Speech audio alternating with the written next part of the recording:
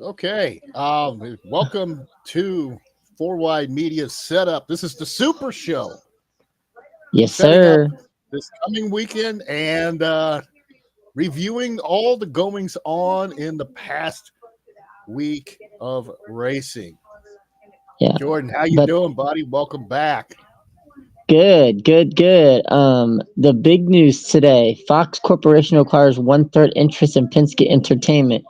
Penske Entertainment and Fox Corporation, the parent company of Fox Sports, announced July 31st an investment in the future of North America's premier open wheel racing series with Fox's acquisition of one-third of Entertainment, inclusive of IndyCar and the iconic Indianapolis Motor Speedway. So that's some big news today. So what that means is it's supposed to be innovative and industry leading racing entertainment events. Oh, well, what Jordan was trying to say there was that the Fox Corporation has purchased uh, a third of the stake in the IndyCar series and the Indianapolis Motor Speedway.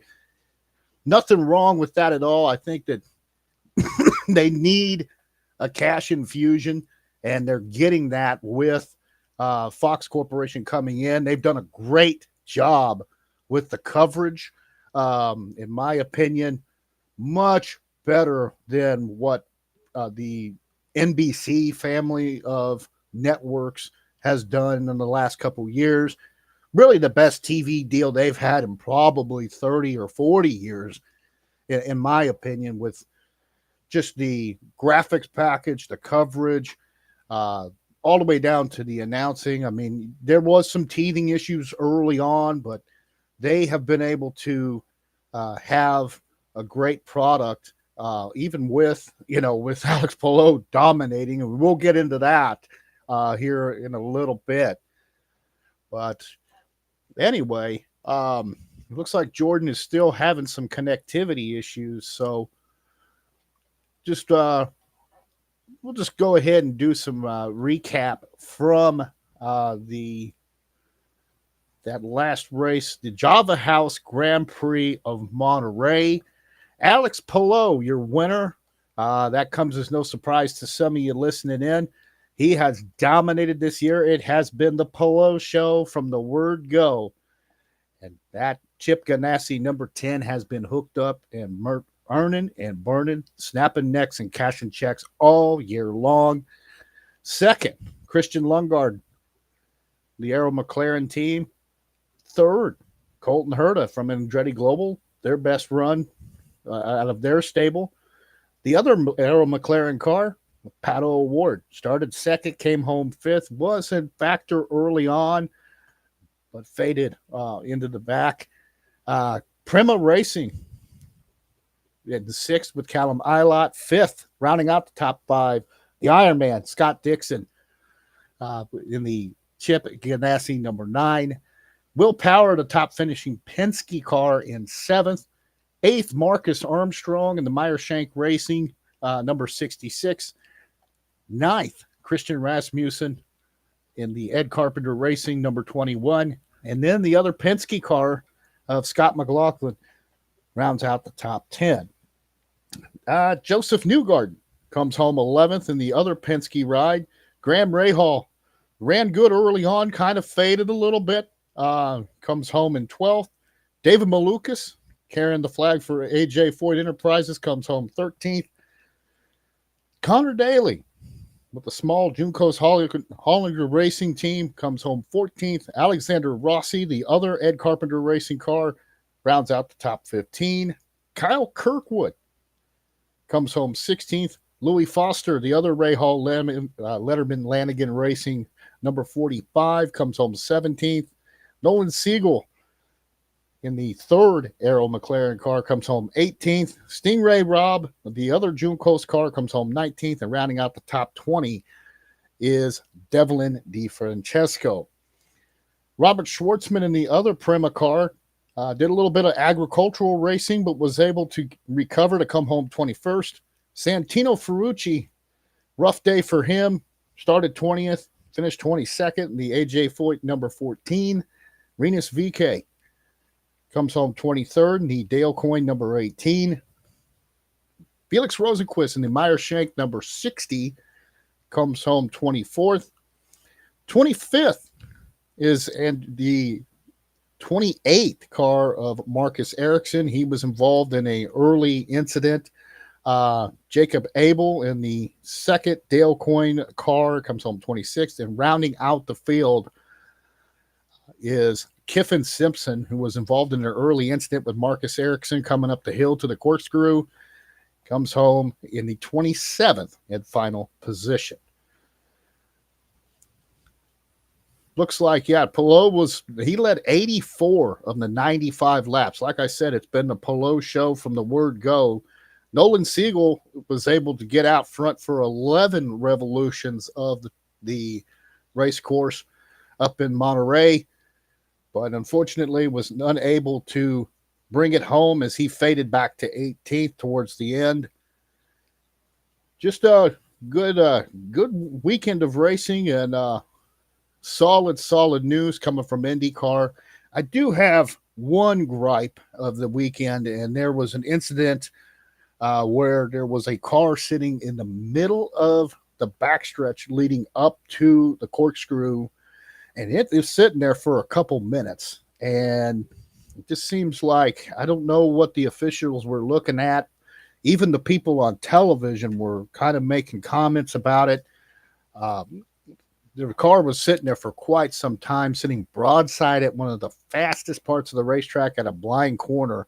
That could have been a really, really bad incident if it wasn't for everybody being world-class race drivers and being on the ball.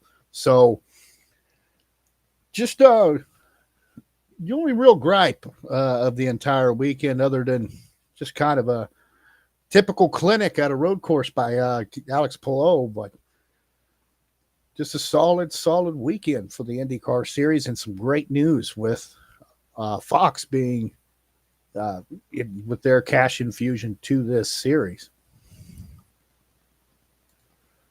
Let's see what's going on with Mr. Jordan here. See if I can get him back in here.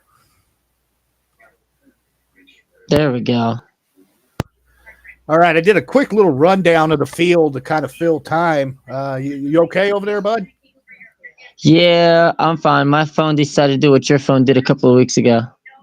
Yeah, you can't be connected to Wi-Fi. You got to go through cellular for whatever reason. I don't know why. Restream just doesn't like to be connected to Wi-Fi unless you're on an actual desktop, which I'm finally on today. So I don't have to do. Nice. Hey, Jamie, look it up.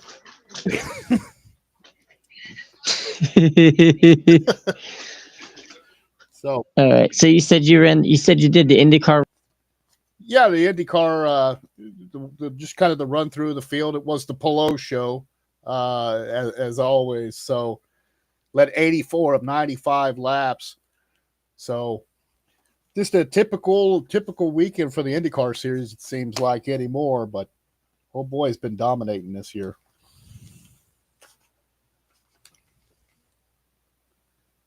You there, Jordan?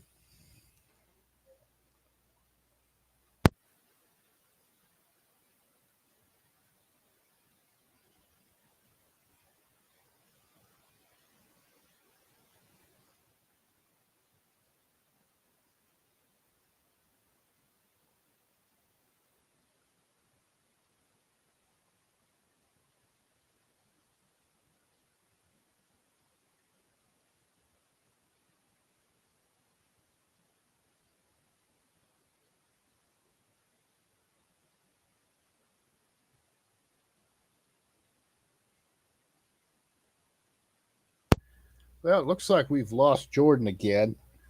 Still trying to get him back in here. So let's see. Going through, let's look at ARCA here.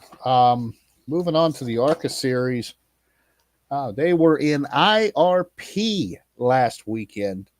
Well, looks like we're getting Jordan back here. Okay, let's see. Okay, now what was you saying? You said you did the IndyCar rundown. Yeah, we did the IndyCar rundown. Pelot pretty much waxed everybody, Yeah. as always. We're getting ready to do a little bit of ARCA. Well, we did have two Indy NXT races. Oh, yes, yes. The Indy Lights were in action. Let me go pull up that information here.